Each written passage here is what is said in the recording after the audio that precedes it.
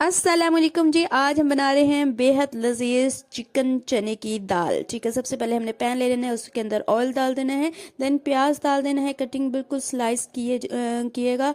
और इसके अंदर सारे गरम मसाले विद कलवंजी एंड छोटी इलायची एंड बादियन का ताई का फूल भी ऐड करना है।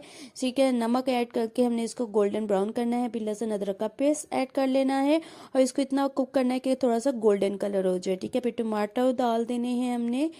टमाटर 3 मैंने लिए थे बड़े। ठीक है, इसको इतना पे कुक करना है और फिर उसके अंदर चिकन और हरी मिर्ची ऐड कर देनी है। और जब चिकन थोड़ा सा गल जाए तो इसके अंदर सुरख मिर्चें, हल्दी और सूखा धनिया पिसा हुआ वो डाल देना है। ठीक है, और अब हमने चने की दाल का जो पानी था ना, वो हमने वेस्ट नहीं किया था, वो ही हम इसमें ऐड करके इसको कुक करेंगे। उससे जायका बहुत मज़े का आता है। ठीक है, इसको ढक्कन देकर इसको रख देना है। और फिर हमने इसके अंदर ऐड करना है चिकन पाउडर। ठीक है, एंड चने की दाल ऐड करके इसको हमने कुक करना है।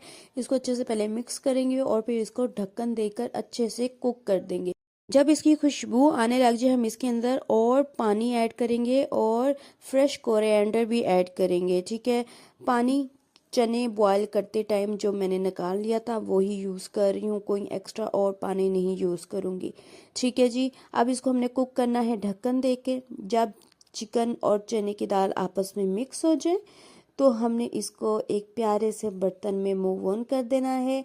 बहुत ही मज़ेदार बनती है, क्विक बनने वाली रेसिपी है, लाजमी ट्राई करिएगा। इसको नान या फिर गरम गरम लच्छे के वाले पराठे के साथ खाइएगा, बहुत मज़ेदार बनती है, लाजमी ट्राई करिएगा। मुझे अपनी दुआओं में याद रखिएगा। ओके जी, अल्लाह हाफिज़।